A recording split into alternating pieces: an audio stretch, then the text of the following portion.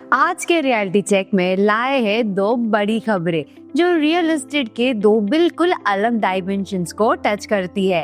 पहली खबर aviation sector से जुड़ी है, जहां एक ऐसी एयरलाइन जो कभी इंडिया के स्काईज की शान थी, उसके मुंबई ऑफिस स्पेस की लीज 370 करोड़ में ट्रांसफर हुई है। सवाल ये है, क्या ये डील एक कॉर्पोरेट कोलैप्स का चैप्टर क्लोज कर रही है या मुंबई के प्राइम ऑफिस मार्केट की स्ट्रेंथ को हाईलाइट कर रही है? दूसरी खबर चेन्नई से है, जहां आशियाना हाउसिंग ने 23 एकर्स लैंड एक्वायर किया है और 1200 करोड़ का सीनियर लिविंग प्रोजेक्ट प्लान कर रही है।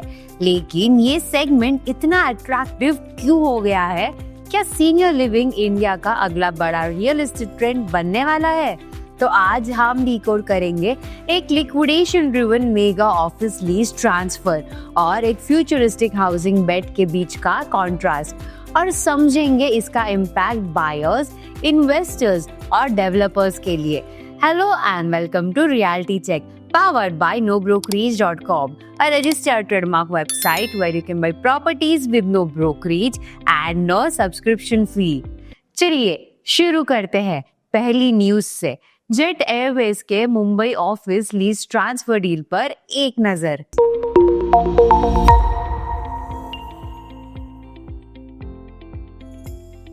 जेट एयरवेज, जो कभी इंडिया की टॉप एयरलाइन थी, वो अब लिक्विडेशन प्रोसेस के अंडर अपने एसेट्स ट्रांसफर कर रही है।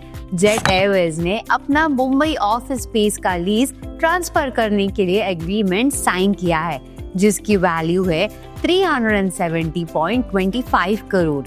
ये ऑफिस बांद्रा कुर्ला कॉम्प्लेक्स जी ब्लॉक में लोकेटेड है, जो कि एक पूरा सेकेंड फ्लोर है और जो अब पार्थोस प्रॉपर्टीज प्राइवेट लिमिटेड को असाइन किया जाएगा। ये ट्रांसफर अभी MMRDA के अप्रूवल का वेट कर रहा है और पूरा process insolvency and bankruptcy code IBC और लिक्विडेशन रूल्स के अंडर हो रहा है। जेट एयरवेज अप्रैल 2019 में बंद हो गई थी, जब माउंटेन डेप्ट और अनपेड सैलरीज की वजह से एयरलाइन के पास ऑपरेशंस कंटिन्यू करने का ऑप्शन नहीं बचा। 25 इयर्स ऑपरेट करने के बाद उसकी लास्ट फ्लाइट अमृतसर से मुंबई 17 अप्रैल 2019 को उड़ी थी। सुप्रीम कोर्ट ने नवंबर 2024 में लिक्विडेशन ऑर्डर दिया है, क्योंकि रेजोल्यूशन प्लान इम्प्लीमेंट नहीं हो पाया।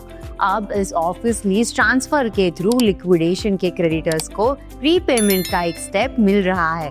जेट एयरवेज के CFO रमेश सुंदरम ने BSE फाइलिंग में कंफर्म किया है कि डीड ऑफ असाइनमेंट कंप्लीट हो चुकी है। करंटली जेट एयरवेज के शेयर्स भी ट्रेडिंग में सस्पेंडेड है, लेकिन रियल एस्टेट की दुनिया में सब कहानियां डाउनफॉल की नहीं होती। कुछ डेवलपर्स नए ग्रोथ प्लान्स के साथ मार्केट को सरप्राइज कर रहे हैं और अगला अपडेट है चेन्नई से। इंडिया में सीनियर लिविंग हाउसिंग अब एक नीश नहीं, एक ग्रोइंग रियल एस्टेट सेगमेंट बन रहा है और आशियाना इसमें लीडर साबित हो रहे हैं।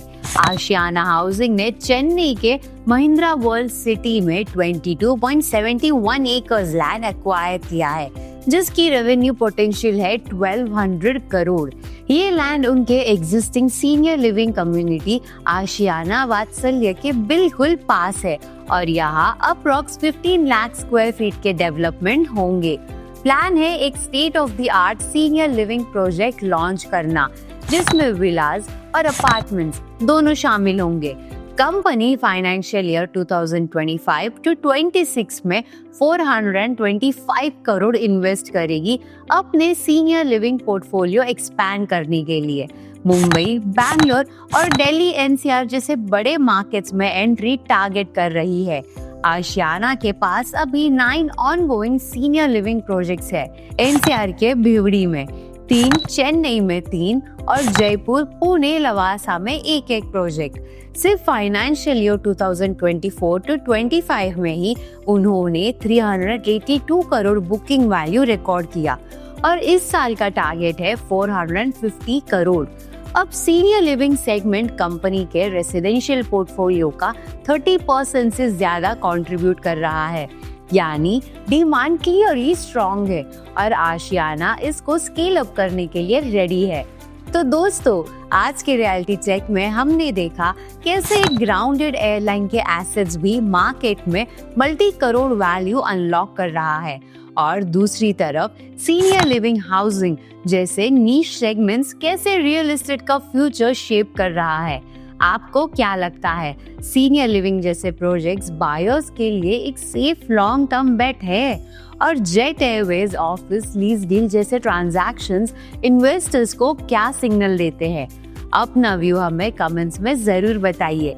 और हाँ, अगर आपको ये वीडियो इन्फॉर्मेटिव लगा हो तो लाइक करना ना भूले, अपने दोस्तों के साथ शेयर करें और चैनल को सब्सक्राइब करें ताकि आपको मिलते रहे ऐसे ही ऑथेंटिक रियल एस्टेट अपडेट्स जो सिर्फ nobrokerage.com के साथ ही होगा।